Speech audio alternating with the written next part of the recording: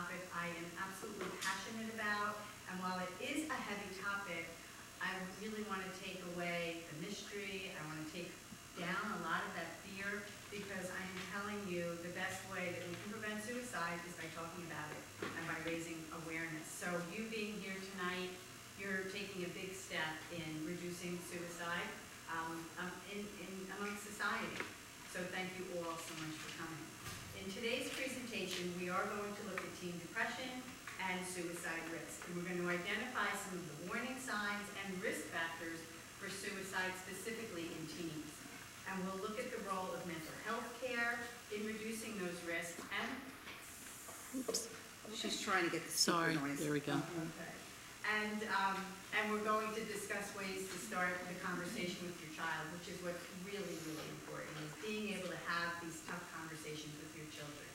In 2015, these are some of the staggering statistics. Over 44,000 suicide deaths were reported in this country.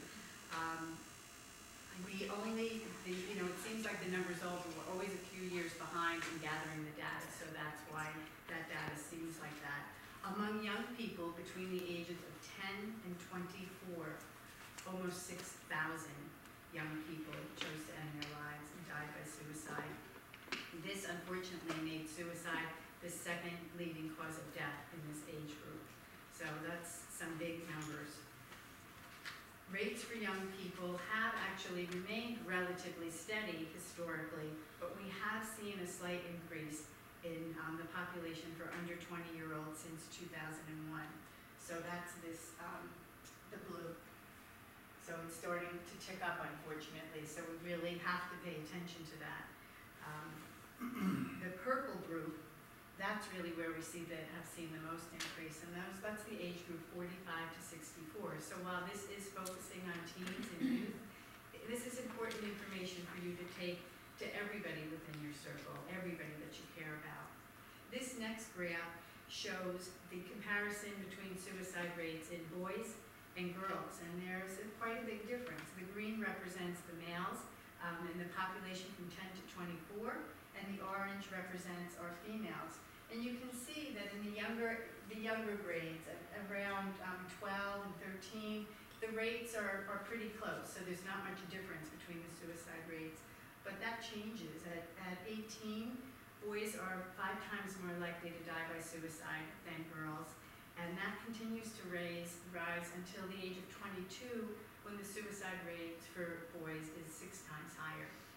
Now, why is there such a difference? So, one of the things is, historically, it's more culturally acceptable for girls to ask for help than boys. We still have a lot of that. You've got to tough it up and be strong.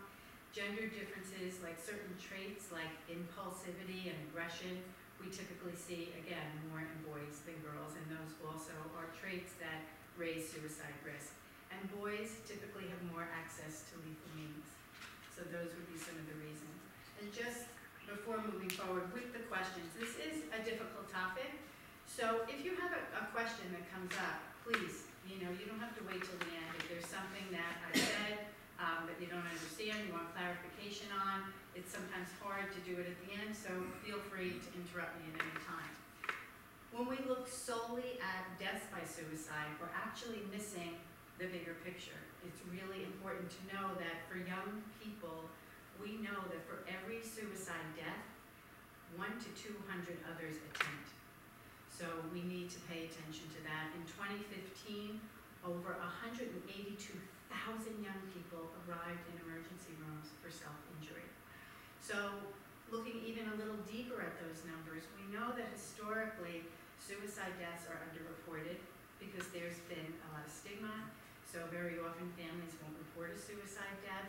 When we talk about attempts, unless an attempt brings a child to the hospital, we won't know it happened. It doesn't get reported. So when it comes to suicide, the important thing to look at is what the person's intent was. So even if that intent didn't lead to injuries serious enough to bring the child to the hospital, the intent to die was still there. So it's important that we understand that when we're looking at these numbers, that they're actually, probably a lot higher.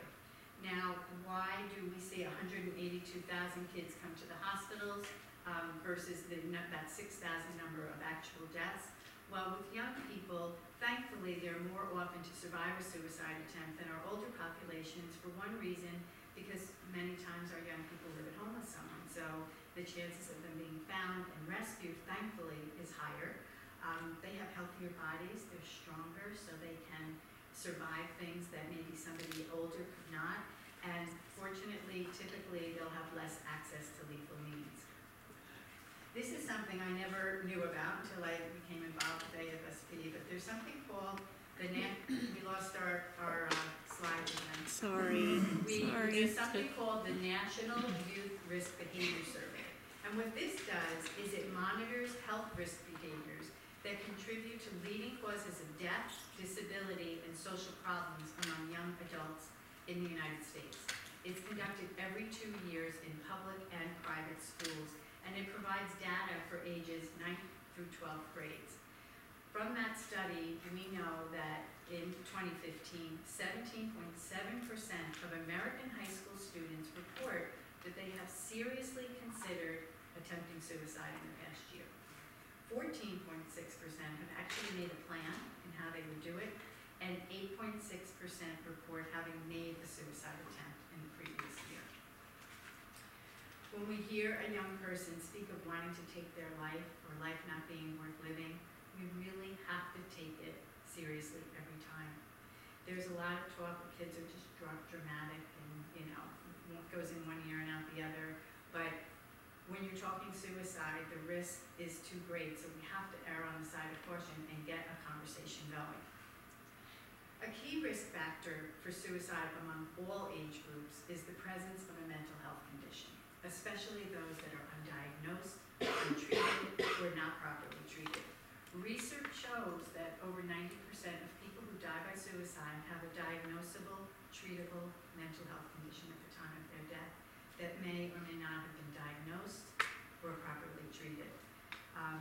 Really, the one we look at most is depression. Depression is most common, and it is also what is most commonly associated with suicide risk. So early identification and treatment truly can save lives. It can be easy, unfortunately, to mistake certain mental health symptoms for other typical teen behaviors, which is what makes it really hard to notice and diagnose. Some of the things that we see would be adolescent mood swings, kids just acting really lazy, having a poor attitude, disrespectful, you think they're being immature or unfocused. These are all things that you want to take notice of. I think that's the most important thing that you could do as a parent. If you know your kid better than anybody else, so if you notice a change in behavior, and not one day they come home from school and they're angry and they go to their room and they don't want to talk to anybody. Okay, right? We all have a bad day. But if that type of behavior is going on for a couple weeks, a month, and you see it over time and it's not characteristic for your child, you have to notice that behavior and do something about it.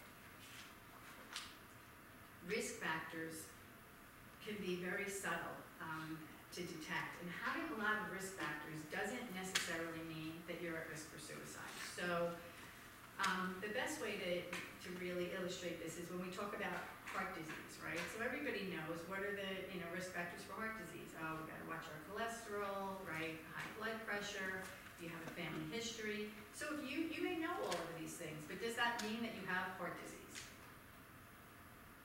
No, right? It means you have a risk factor, and what does it mean? Maybe you should watch what you eat, keep a watch on your blood pressure. Doesn't mean you have it, but it does mean you should be proactive, and you should maybe not eat so much red meat, like maybe pass on the hamburgers, right? But it's the same thing for a risk factor for suicide. There are certain things that we can look for, but it doesn't necessarily mean that you're going to be suicidal. So you don't want to panic if as this program is going on, you're saying, oh, my kid has these risk factors. Doesn't mean that they're suicidal. Risk factors are just longer-term issues that tell you to be more proactive.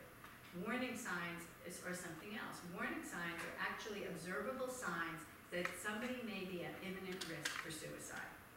So sometimes we're going to see the warning signs by what is being said. So these are some of the things. You may hear them saying things like, I should just kill myself. I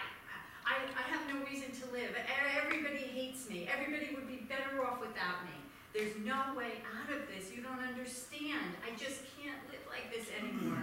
I can't take this pain. Don't assume they're joking or being dramatic. Take any statement like that seriously and start a conversation. Just take that deep breath, stand back, and sit down with your child and try to have a conversation. A person's suicide risk is greater if the behavior has increased or suddenly appeared in relation to another incident, maybe a painful life event, a loss, could be a death, loss of a pet, it could be a bad test grade, it could be a breakup. So a lot of times things that we know, right, looking back at our age, that's really not a big deal. They can seem really big to our kids. So if we know that something like this has happened with our kids, and then suddenly we'll see, hopefully you're not seeing much of this at this point, but it can start in middle school. You can see some kids starting to drink, some substance abuse. There's a big issue with vaping and things like that. So in middle school, that stuff may be starting. You don't want to just brush that off as kids are going to experiment. You want to look at why that behavior is happening, especially if it's in relation to something else. If you can pay attention to what your kid's history is, you want to, know, are they doing Google searches for how to kill yourself? It's horrible to think that kids can do that, but they can. It exists on the computer. It'll tell you the most efficient methods. It's really pretty horrific. So you want to be, you want to be mindful of what your kids are doing online. You want to notice if they're acting recklessly. You don't have to worry about driving yet, but it'll be here before you know it. Kids grow very fast, so are they acting recklessly, driving too fast, risky sexual behaviors? Things like this are things that you want to take notice of. Withdrawing from usual activities, things that they previously enjoyed, and suddenly they just don't want to do it anymore. Maybe your kid, is an athlete, always loved playing sports, and suddenly, the passion is gone. You want to notice that. Isolating from family and friends. Another thing that's really big is insomnia. Kids reporting that they can't sleep, having that awareness if your kid seems really tired in the morning all the time, and that's something that's different. Some kids, that's just how they always are. But if your kid is always kind of perky in the morning and suddenly they're always really tired, maybe they're not sleeping well, or the opposite might be true. Maybe they're sleeping too much, appearing to hibernate, and they don't want to get out of bed. The weekends come, and they don't want to do anything with their friends. Increased aggression and picking fights. Take notice of that. Their siblings, maybe they're typically very peaceful in the house, easygoing kid, and suddenly, aggressive with his siblings or friends, getting into fights. Something that you really want to notice. Sometimes our best indication that someone could be at risk for suicide is this sudden change in mood. So you want to watch for depression by looking for lethargy, anxiety, loss of interest, increased irritability, shame, humiliation, those kind of feelings like I'm just no good, I'm worthless, extreme embarrassment, agitation. When we see any of these warning signs, it's time again to start a conversation. These are some of the most common mental health conditions that are linked to suicide. But focusing solely on these mental health conditions won't give us the full picture of the complexities of suicide risk. So in a moment, we're going to watch a film. It's 25 minutes, but in this film, it's going to illustrate ideal help-seeking behaviors among teens. So this is what we're going to hope our teens will do if they really start to not feel well. Chances are it's not going to happen, so that's why we're more mindful of some of the things we're going to see. We're going to help them get that help. And also, it's going to be ideal responses on the part of parents and school personnel.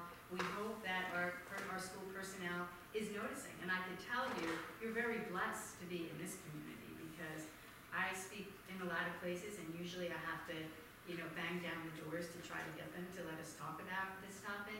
But your school is very, very proactive. Even talking about the feelings, letting your kids know it's okay to talk about your feelings, good and bad feelings. That's critical, and that's happening in this school. A lot of times people bring us in, we do this 1-hour presentation, and everyone's like, okay, we're all good.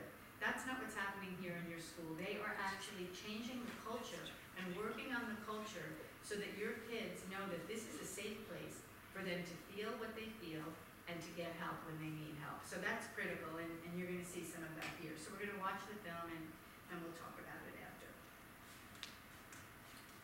Now our audio. Just don't turn them off too much because we don't want anyone to see.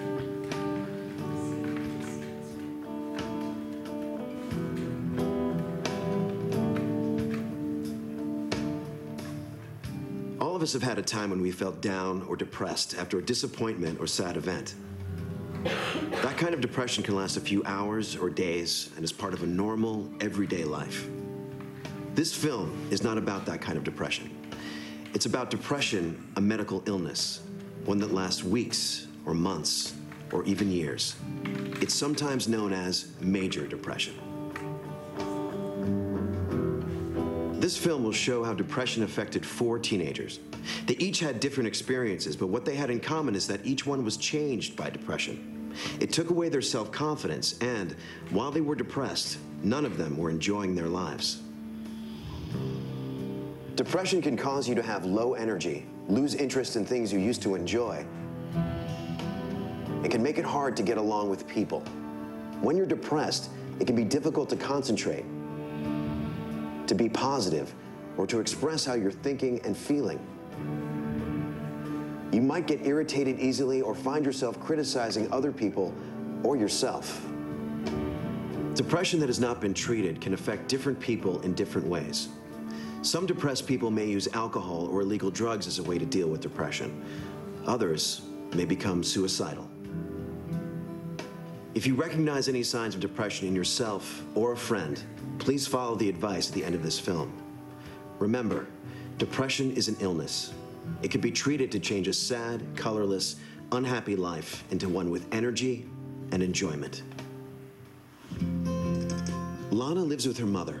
Until a few months ago, Lana was popular. She had some good friends, she liked school, and her grades were pretty good. She and her mother were really close and told each other everything. Then Lana began to feel sick. She didn't have a fever, but she was tired and had no energy and wanted to sleep all the time.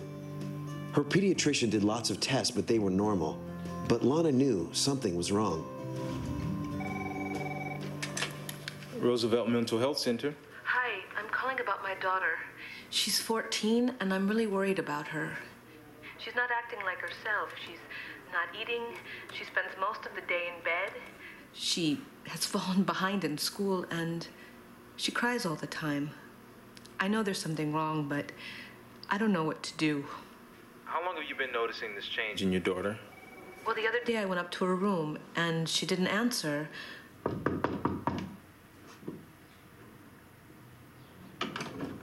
Lana?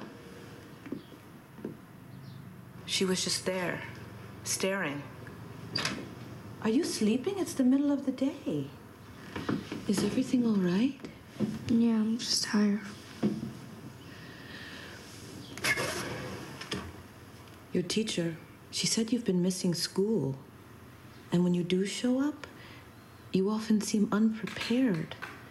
Lana, that's so unlike you. What's going on? You've always been such a good student. Lana, what's the matter? Baby, can you talk to me?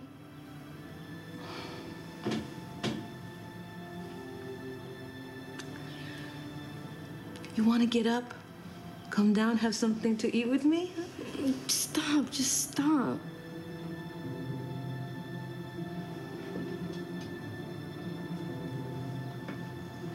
You know what? You need to snap out of it. Stop feeling sorry for yourself.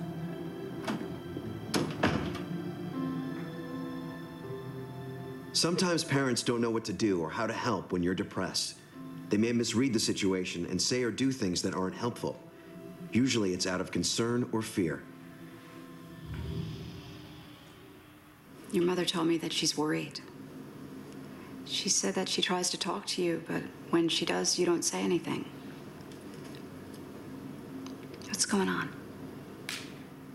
I don't know.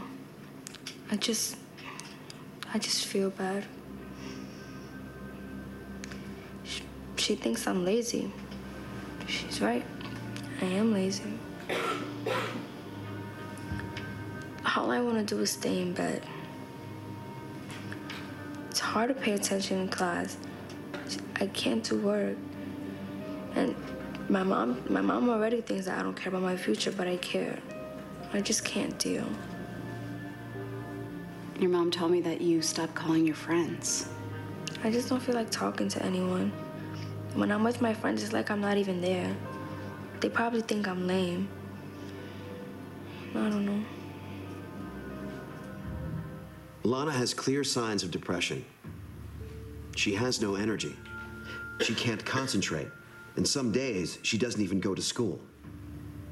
When her mother gets tired and criticizes her, Lana cries and blames herself. These are all signs that Lana is depressed. You know, Lana, when people who are depressed lie around, it gives them too much time to think negative thoughts, which only makes their depression worse. You know, sometimes the best way to stop the negative thoughts is to do something. What do you think you can do when you're feeling stuck like this? Maybe I can call a friend. Good. And if your friend says, hey, let's do something, you know, why don't you push yourself to say yes? Okay, I'll try. After being in therapy for 6 weeks, Lana was getting better. She was back in school and seeing friends. But each day was a struggle. She still lacked confidence and didn't enjoy herself as much as she used to. So Lana's family doctor added medication to therapy to help get her back to where she was before her depression. There are chemicals in the brain that help the different parts of the brain communicate with each other. If the chemicals get out of balance, this communication can break down and lead to depression. Depressed brains show a decrease in serotonin transporter levels in specific areas of the brain. Medication works to reset the brain's chemistry and is generally used for 6 to 12 months.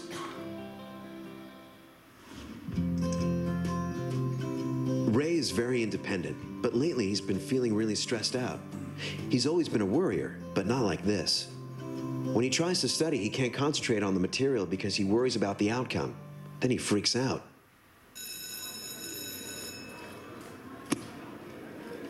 Hey, Ray. Congrats on student council, man. Oh, thanks, man. Yo, Ray, what time's the game on Saturday? 9 a.m., away game. Dude, I hear coach is gonna start you. Yeah, I know, he told me. I've been trying to stay cool about it. Man, that history exam's gonna kill me tomorrow. I know, I've been studying. Yeah, like you gotta worry.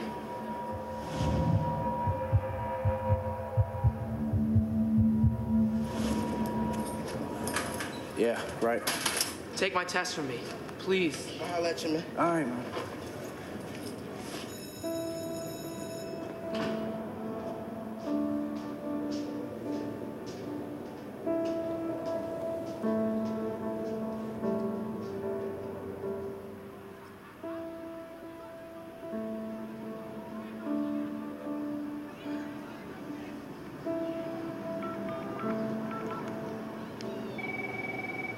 City Hospital Mental Health Clinic. Hi, yeah, my name is Ray, and I'm a junior at Willis High. Hi, Ray. What's going on? I'm calling because I can't stop worrying about things that I don't need to worry about. I don't know, I felt weird and like something was wrong. I decided that I needed to speak to someone. I'm glad you called. Let me put you through to someone here. Hi, Ray. I'm Ruth. I work here at the clinic. What's going on? I was worried because I had this big test, and I always do okay on tests, but I don't know, last night I was just so scared that I couldn't even bring myself to do any work. I knew that I had to study, but I just couldn't concentrate.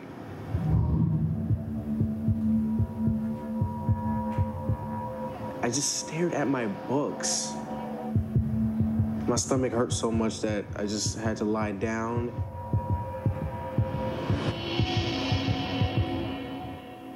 Before I knew it, it was already 3 a.m. in the morning.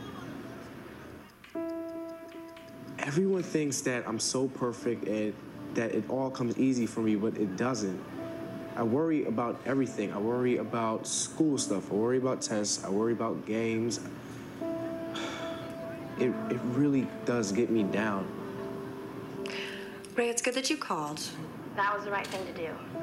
How do you feel now? Wow, yeah, I felt better just talking about it. So what do I do now? Do I just call you? Okay, why don't you talk to your family and then you can come see me later this week? How about Friday at 5? Friday at 5. Okay, got it. Thank you. Ray shows signs of an abnormal degree of anxiety. Even though he knows he always does well, when he has a test, he feels anxious and afraid. His mind gets frozen. Sometimes this heightened degree of anxiety can lead to depression. The feeling of fear is so great that all Ray can do is cry or feel really sick. When Ray experiences anxiety, the fear takes over his mind. Some people call that psychological pain. It's just as bad as physical pain. Ray's therapist taught him to watch for signs when his anxiety was getting worse, like when he feels his heart racing or shortness of breath. The therapist gave him some tools to help manage his anxiety, like some breathing exercises that helped him calm down and get back in control. Jake likes being part of a crowd that hangs out together, but lately he's been feeling like everybody's in his business. At home, at school, even his friends are on his back. He feels like he's always on edge.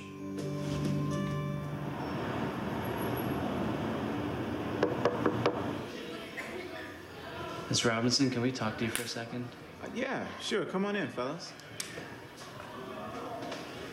So, yeah, this past weekend we went to this party with Jake. And you know how Jake is. He can be chill and really cool. But sometimes, you know, you say something to him and he takes it the complete wrong way. So we went to this party and we were just walking there and talking about stuff. But Jake wasn't talking to any of us. And then he picks up this bottle and smashes it on the concrete. And then we got to this party and he just got angry over nothing. And then we left because we were heading to CJ's house, but she was like, you can't bring Jake. And I had to tell him that he couldn't come. Yeah, he got really mad. But he just stared us down. He didn't say anything to us when we left. So, you know, we just wanted to make sure everything was cool. You know, you guys did the right thing coming by here today. I really appreciate it. Thanks. You guys should probably get back to class, but I'll look into it, okay? Thanks. Hi, Jim. This is Dave from George Washington. Hey, listen, a group of students came into my office this morning to talk about a friend of theirs who's also a student here. They've noticed that he's been getting angry for no obvious reason, and they think he's changed. I'd like to get him to come see you. If he agrees, will you see him? Jake, you said Mr. Harrison spoke to you and your family about coming in to talk to someone. I know that must have been a difficult decision for you to make. Why don't you tell me what's going on? I know my friends talked to Mr. Harrison about what happened at the party, and they probably told him that I was the one who did something and that I was the problem, and it was them. Well, why don't you tell me what happened and we'll figure it out? We were just hanging out, and then they start acting like a bunch of total jerks. I mean, they're acting like everything they do is right and everything that I do is wrong. I'm just standing out on the deck, and Claire falls into me and spills beer on me. Watch it. What's your problem? Hey, why are you being such a jerk, man? Yeah, what's your problem? You are. You're not being funny, Jake. She fell into me, and everyone's acting like I did something wrong. It really pissed me off.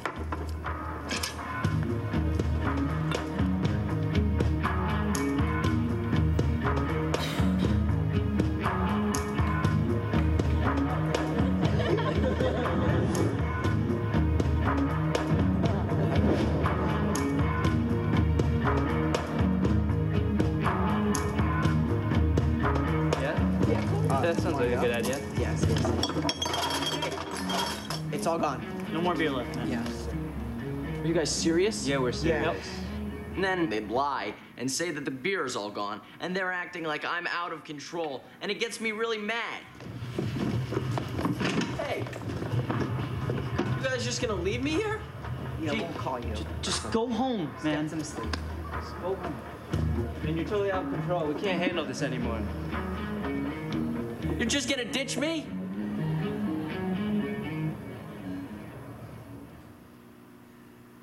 And then they ditch me. They just ditch me. They leave me there, and I'm like, fine, I don't need you. Forget you guys. Go to hell.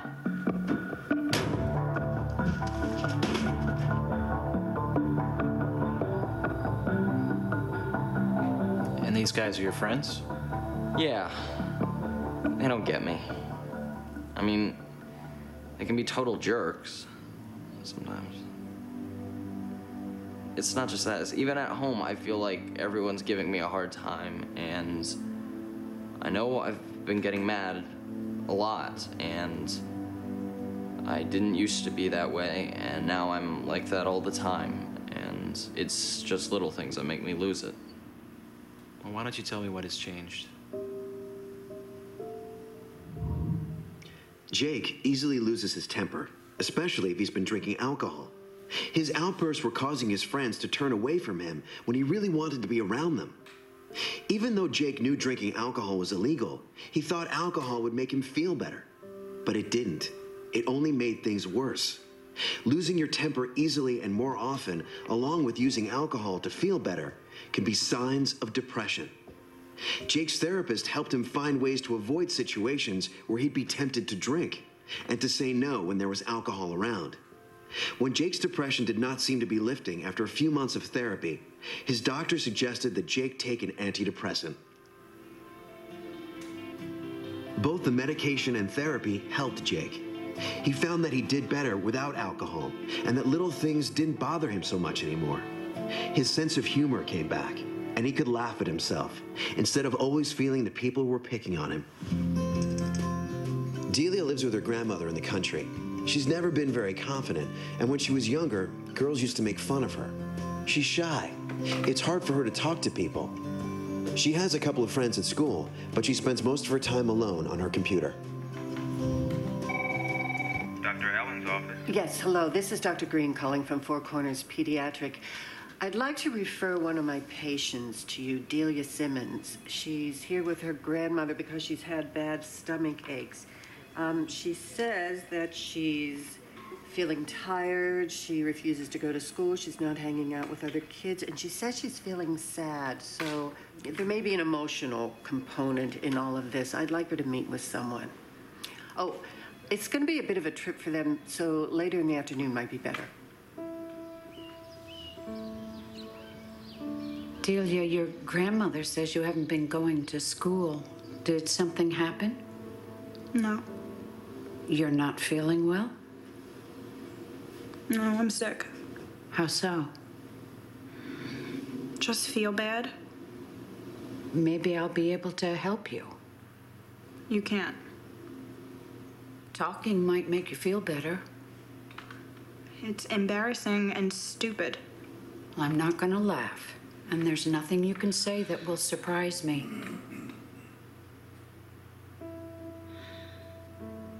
So there's this boy, Alex. These girls in my class, they found out I had a crush on him. Those girls, started sending me emails like it was from Alex. He liked me. It was so stupid. But I got those emails and I really thought it was from him. So I wrote him stuff about myself, personal stuff. And then I sent an email that was really personal. And then I sent a picture of myself.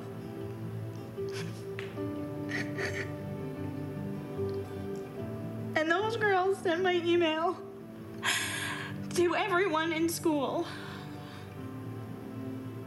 Everyone knew about it. I started getting emails from everyone in school saying, "Did you really think Alex would like you?"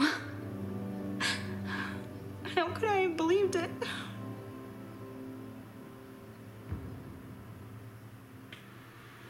Those girls, they made the whole thing up. There's no way I can go back to school. I just want to disappear.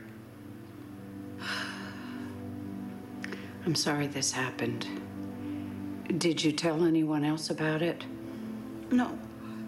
And I really don't want to tell my grandmother. She worries enough about me. She has no idea how much I'm picked on at school. I have no one to hang out with. The other day, everyone was just looking and laughing at me. I never want to go back to school, ever. I know this is very hard for you, and you are doing a great job with talking about it. I just think if we work together, we'll be able to find a way that is manageable for you, and it'll make you feel better.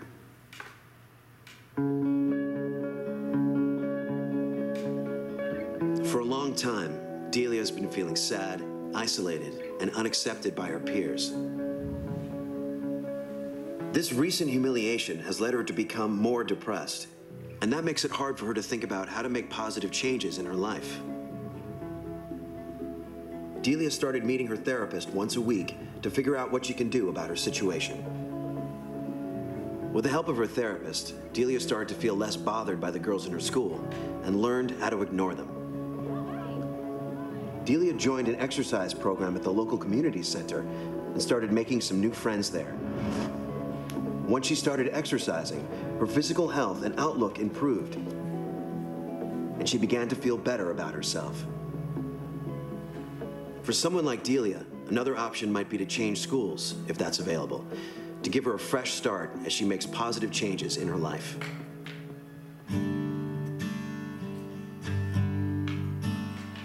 Jake really improved once he was on medication, and along with therapy, he started to gain control over his emotions.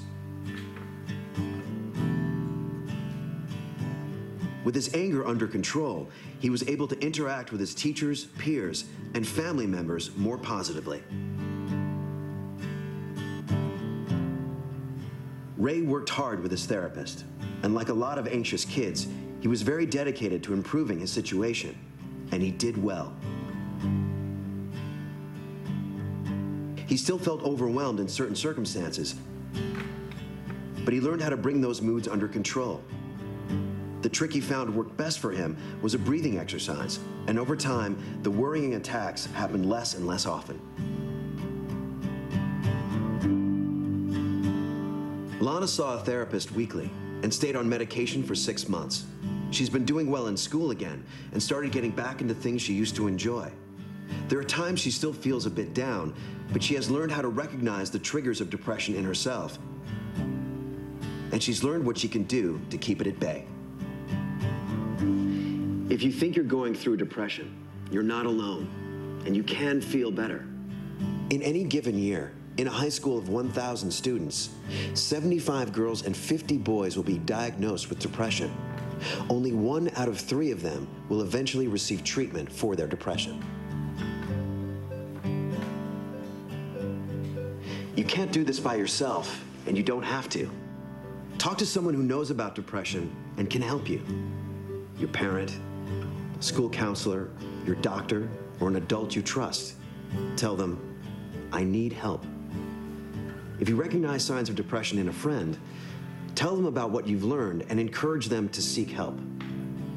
Depression is a medical illness. Depression can be treated. Get help if you think you or a friend are in trouble, and you can save a life. For help, write down this number, 1-800-273-TALK.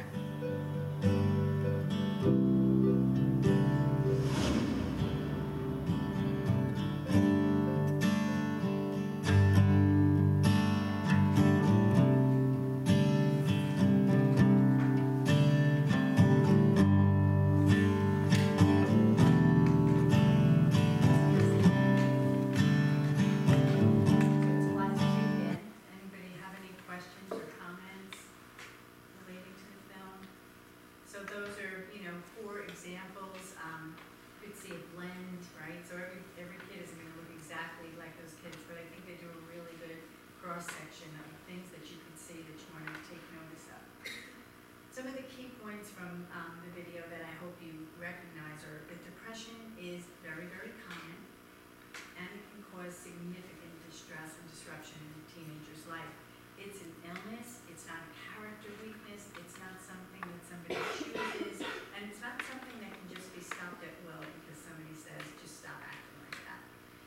Depression can develop after a stressful life event, but it can also just occur. Sometimes there's really nothing that happened or changed in the teen's life, and they still have these feelings.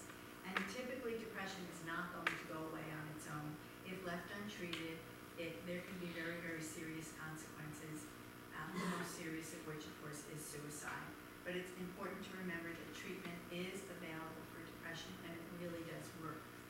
Although treatment will vary from person to person and depending upon the condition and severity level, teens who are showing signs of depression can show significant improvement within 4 to 6 weeks of going for talk therapy. For others, a combination of talk therapy and medication might be needed, and we saw that with Lana. She started with the talk therapy, and she was making some strides, but then the doctor introduced medication later on. And many teens will benefit tremendously when the family's involved. I think that's a really, really important point. Sometimes we don't realize it, but we're not supporting our kids like they need to be supported. And that doesn't mean you're not a good parent. It's just that this is outside our wheelhouse for a lot of us. So participating in family therapy can really help you to help your teen. Treatment for depression can vary both in its length and nature. For some people, depression is an episode. It happens, you get treatment, and you gotta go, about your life, and you're pretty much okay. For others, though, depression can involve multiple episodes and will need to be addressed more like a chronic illness like diabetes. So maybe that will require ongoing therapy or a need to be on medication for a longer period of time, because you want to make sure that you support your teen in whatever they need to make sure that it doesn't impact their functioning in everyday life. And that's why it's so important to have any symptoms of depression evaluated by a mental health professional so that treatment can be addressed and can get to the core health problem about what is going on for your teen. Just like other chronic health conditions, healthy habits can have a huge impact on our mental wellness. Things like exercise, yoga, breathing exercises, regular sleep, any kind of mindfulness techniques can do a lot to relieve stress and anxiety. Creating healthy habits as a family can really benefit as well. So it's something that you can look at your whole family. What are some of the things that we can do to kind of bring down the stress? Maybe a habit in your house is, and there's no judgment in any of this, is you like the news. You're a news junkie, so you have the news on, all the time. It's just in your kitchen, it's on all the time. The news can be really stressful. If you have the news on and you're listening to what happens, it's a lot of scary stuff. And if they don't have something scary to report, they find something, right? Who even knows what's healthy to eat? Like one week your eggs are the best thing for you, and the next week they're going to kill you, right?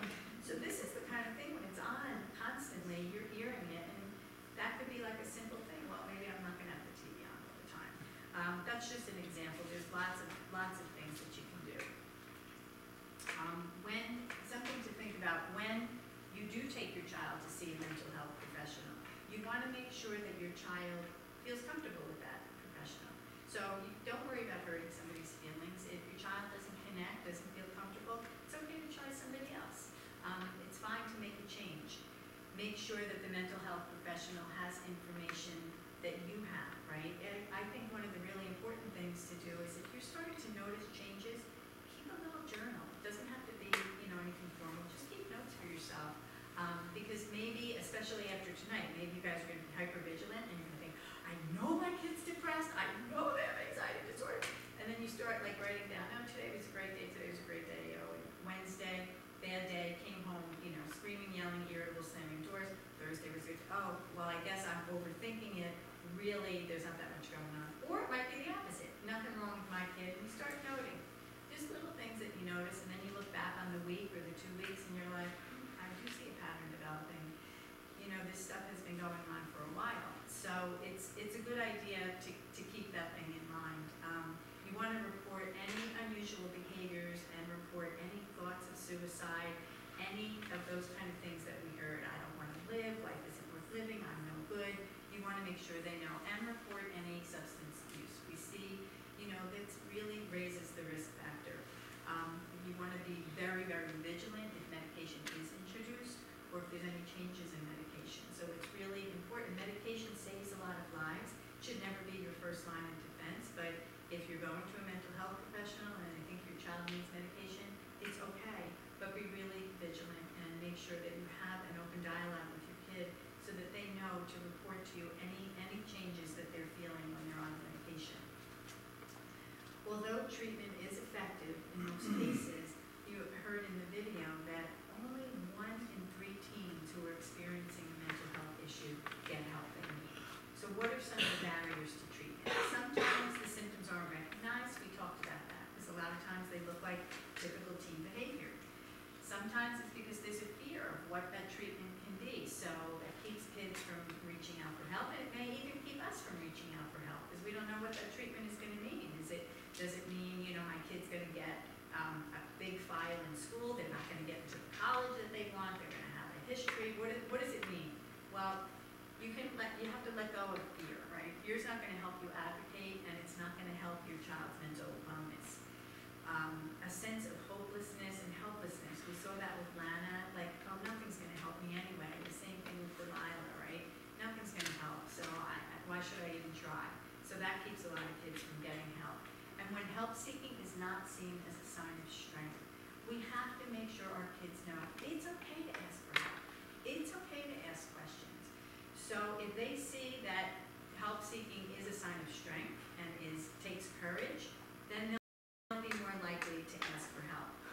And another barrier is when that help seeking is seen as a weakness, right? And if mental health conditions are mocked or misunderstood, demonized in the media, or how it's portrayed in books or in movies, kids might be too embarrassed to ask for help. And of course, there's a lot of teens that just generally believe that we adults will never understand what they're going through. So they will hesitate to reach out and ask us for help. But there's a lot of things that you can do to help your child stay safe and to help reduce the risk of suicide. So this is really the important stuff, right? You want to make sure that your child does receive mental health care when needed. This can help a great deal. You want to make sure you have those, and I think I can safely say that's happening for all of you. You want to have those strong connections to family and friends, and also community. We know, especially with social media, a lot of us live in our own bubble. The connections, things like going to church, belonging to clubs, being on a team, being in a band, any of those connections are what we call sources of strength. They help with that feeling of connection. So it's really, really important. You want to maintain that really safe and supportive home where it is okay to ask for help and say things aren't going okay. And you want to really limit access to lethal means.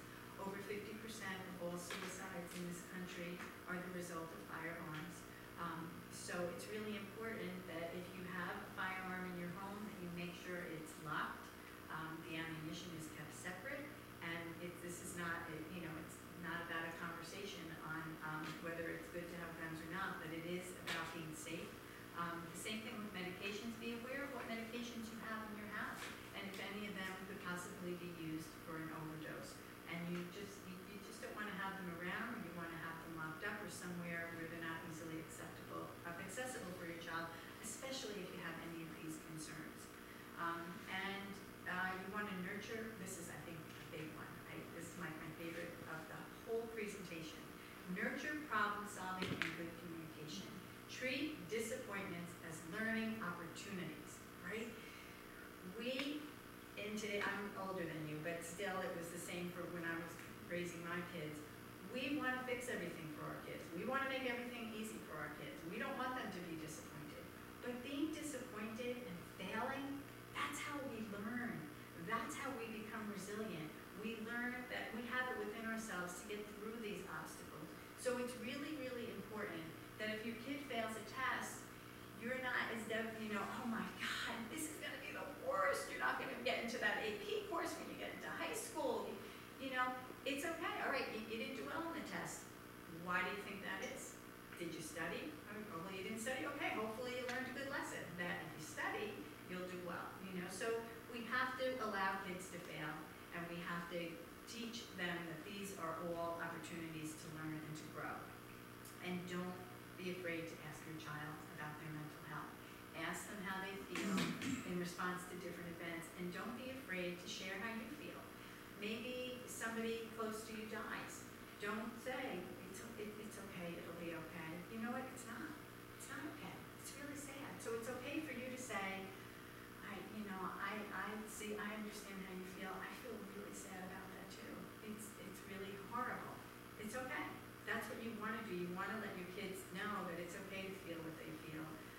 be there with them to support them through those feelings. You want to increase awareness of signs of depression in teens that can lead to earlier treatment. So some of the things that you can do is, as a parent, you want to be a good role model. You want to show your kids, maybe I'm struggling, so maybe I'm going to get help. So maybe you are seeing a therapist, but your kids don't know it. Why not, right?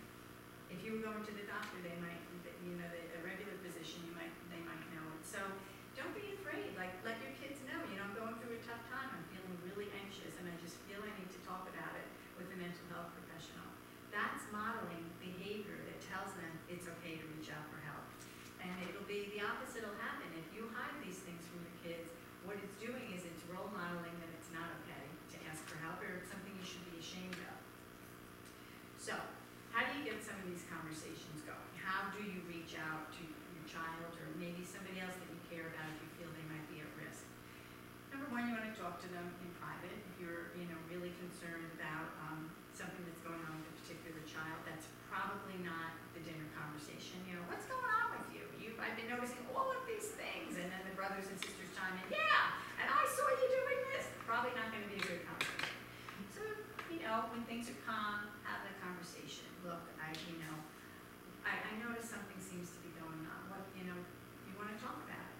And then really listen, right? So as they start to talk, and it might take some prodding, listen to what they have to say. Don't try to come up with a quick solution. Just really try to hear and don't try to fix it, you know. You want to express that concern and caring and not try to dismiss it. Oh, it'll be okay. You know, it's not a big deal that you failed that test. You want to let them know, yeah, that's rough, you know, but we're going to get through it. You want to ask directly about suicide in a very calm and non-judgmental manner. So this, I know, sounds very counter to what you would think you should do, but there's a lot of research out there.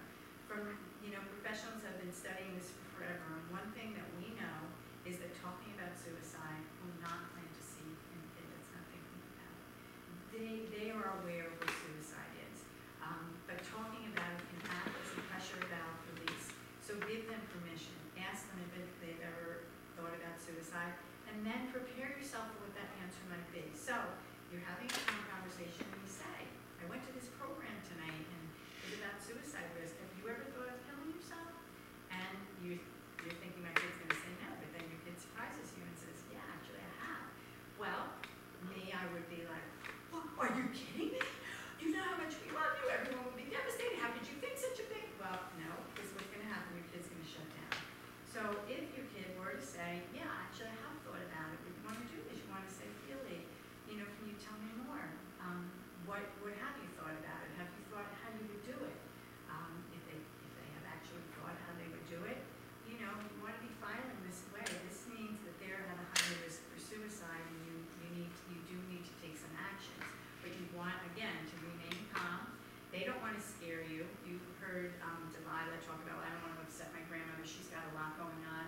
Our kids really try to protect us as much as we try to protect them. So you need to let them know, it's okay, you can tell me this, I'm not going to freak out. Have the conversation. Really, really, really important. And if you have any of these concerns, don't hesitate to take them to a mental health professional. The most important thing you could do is you trust your gut, right? That's what makes you a good parent. If you feel like something is going on with your kid, believe it. Don't try to talk yourself out of it. If you feel they're overly anxious, maybe you see some of these signs of depression, you want to maybe contact the school, see if their teachers have noticed anything.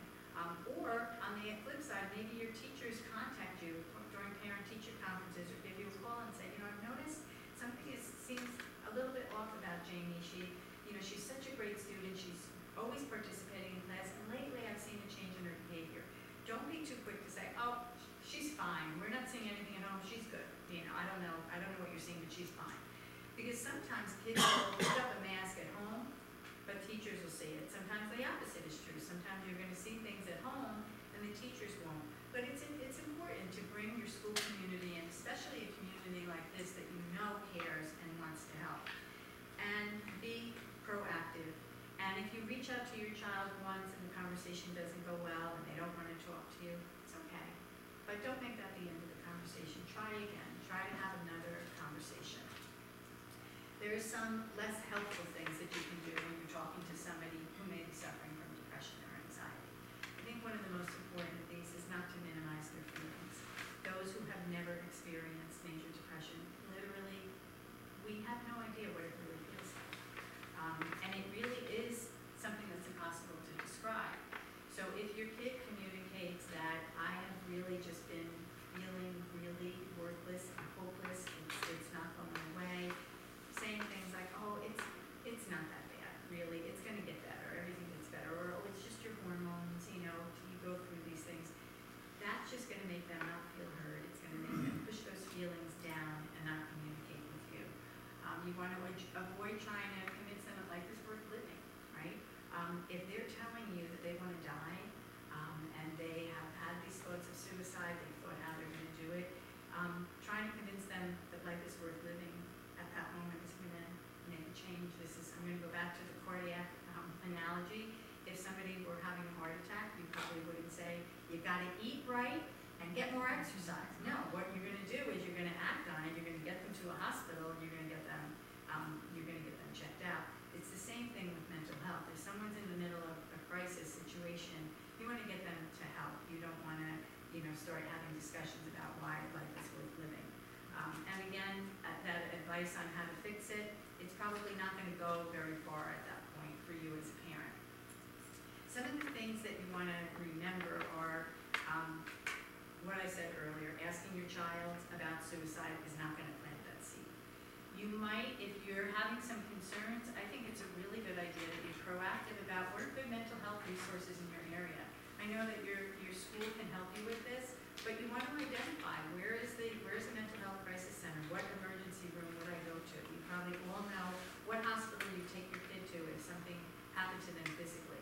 The same is true for mental health, and unfortunately, the same hospitals won't necessarily be able to help you. A hospital that's really good, has a really good pediatric emergency room, they may not treat adolescents or young people for a psychiatric emergency. So it's important also to know if there are some particularly good therapists in your area. This way, if you have the conversation with your child and they are open to getting help, you have the wheels in motion already. You may also want to talk to others who deal with your children, maybe some of their friends, their parents' friends, to see what the full picture looks like when your kid isn't with you. And remember that a stressor to your child that may seem huge, you may think it's such a little thing, but to them, just understand that it could be a really, really big thing to them at that point. Some of the steps that you want to take if your child does report thoughts of suicide or you suspect your child may be feeling suicidal is, I know that you'll be scared, but you want to really stay calm. You want to let them know they did the absolute right thing by coming to you and that you're going to be with them every step of the process and you're going to find help. Show them that you're confident that help is available. Contact that mental health professional for an evaluation as soon as possible. And you want to reduce immediate stressors. So if your kid really can't go to school, like, I just can't, I need to stay home, let them have a mental health day. Let them stay home. I know that we're so afraid of our kids missing school and missing a test, and I promise you, if their mental health is in a good place, they're gonna be fine. They're gonna be able to catch up. But if they're not good and forcing them to go to school at that point, maybe that, just having that couple days so that they know that you're there with them could really help a great deal.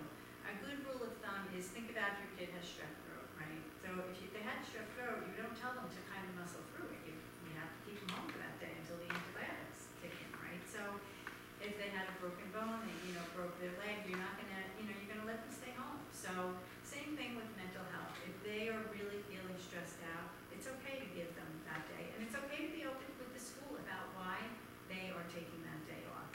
And again, going back to securing the lethal means in your home, this is especially important if you recognize a mental health issue going on. You want to really make sure that your home is secure. Sometimes it's truly a crisis point, okay? So this is 911 time, right? You can't wait a couple days for that appointment with that mental health professional. You know in your gut and from things that you're seeing, you're observing, that your child has communicated to you, that you need to get help immediately. For example, if your child told you that not only are they thinking of suicide, but they have planned out how they would do it, you need to get them help immediately. If you discover a suicide note, maybe, laying in their room, kids kind of write things, and maybe then they don't intend to use it, but it's okay to snoop a little bit, right? I mean, privacy is important, but we're parents. It's okay to snoop a little bit.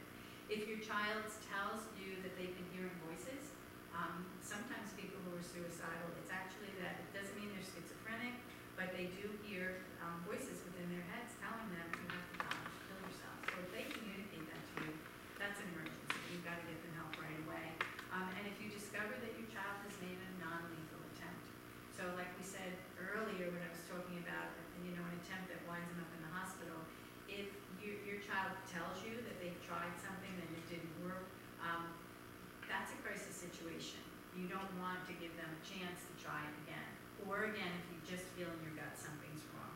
At this point, the most important thing that you can do is to immediately get your child to a mental health professional and to access help right away.